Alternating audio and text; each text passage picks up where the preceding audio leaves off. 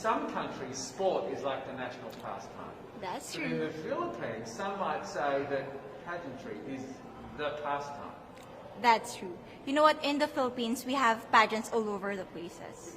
Yes, we have pageants in the barangay, in school, national, local. That's why we really love Miss Universe. It's like it's giving pride and putting the Philippines back on the pedestal. That's why there's an added pressure as a candidate coming from a pageant-loving country.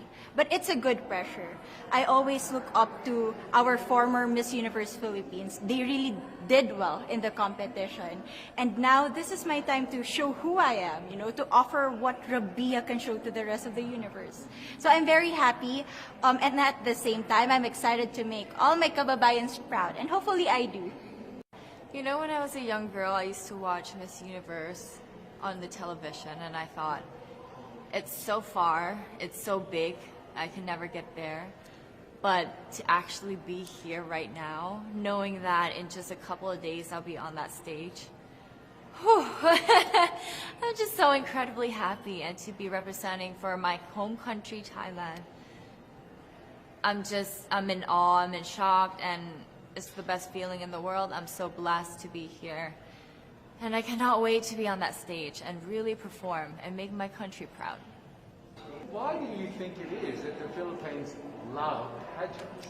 They have appreciation for beauty. We do love pageant because we used to think that we wanted to be included in the world, I have to be honest, in the Philippines, my skin color used to be not the standard of beauty. I was obsessed whitening my skin because these are the kinds of beauty queen we see on the mainstream. But things were different now. That's why I'm very proud to be a morena. In the Philippines, we call it morena. It's brown skin girl. And to be able to represent, my color, my identity as a true Filipina. Well, first of all, congratulations. How does it feel to be here? Thank you. It feels amazing. I cannot believe that I'm here. With the COVID situation, I'm so glad that we're all here and that there's so many girls that are able to be a part of this competition. And what it makes me realize is that the world isn't that big. When you see all the girls in the auditorium together from different countries, and everyone is so nice and so lovely, they're so warm. And I can't wait to get to know everyone. And also it's so unique to see that everyone was born into such different cultures, different languages, but we're all here together to tell our stories. Tell me about your journey to being crowned Miss Philippines. In a world that, in a country I should say, that loves pageants. That must have been a very intense process. Tell me about, your journey to being Miss Philippines. Well, my journey was crazy. You know what? I started to be a dark horse. Nobody noticed me. Nobody knows I was in the competition up until the preliminary and the coronation night.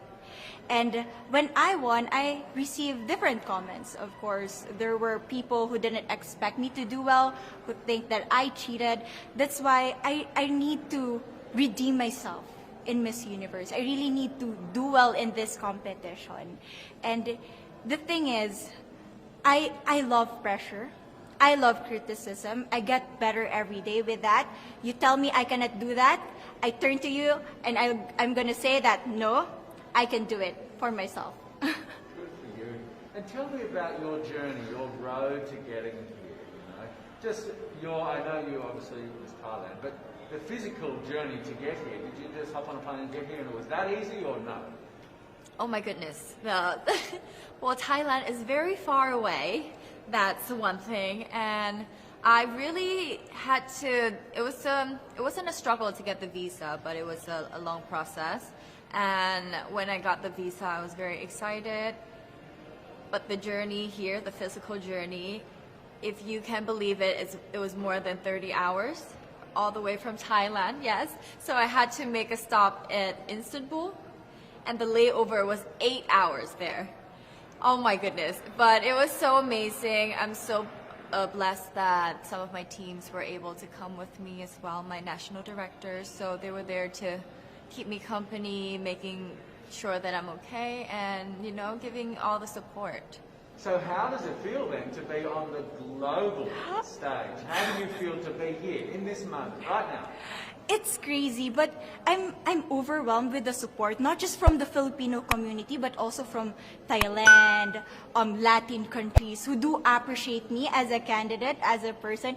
It motivates me that I am beautiful. I can offer so much in this world, and when somebody believes in you, it gives you that extra energy to really do well and perform well. And in a world of COVID where you can't have family and friends, come with you potentially, Yes. how important is that support here on the ground? How important is it to know that, people at home are behind you? Oh my, it's absolutely everything. Knowing that you've got that support, it is the motivation that keeps me going every day.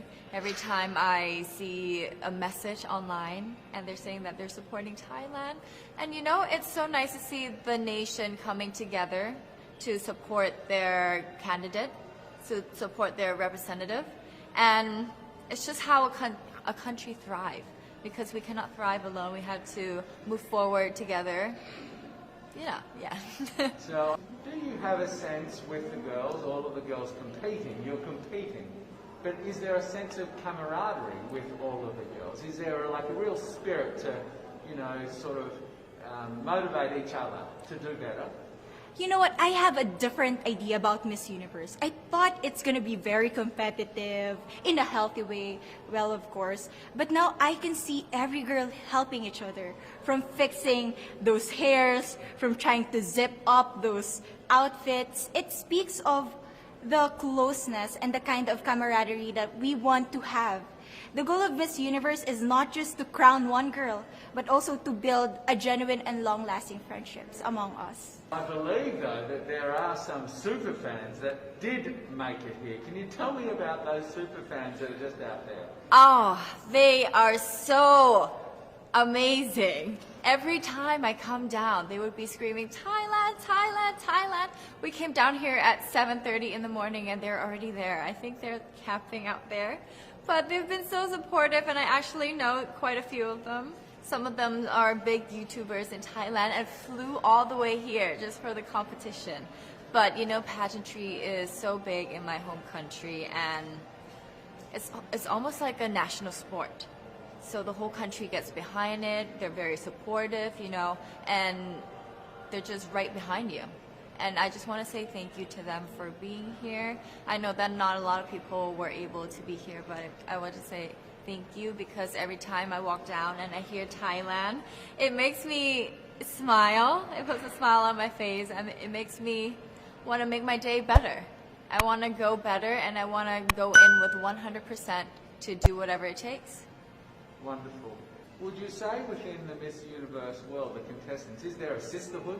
Are you sisters? There is sisterhood. I can say I was able to talk to different representatives from different backgrounds, different cultures. And despite our differences, there's so much to be highlighted in what binds us together.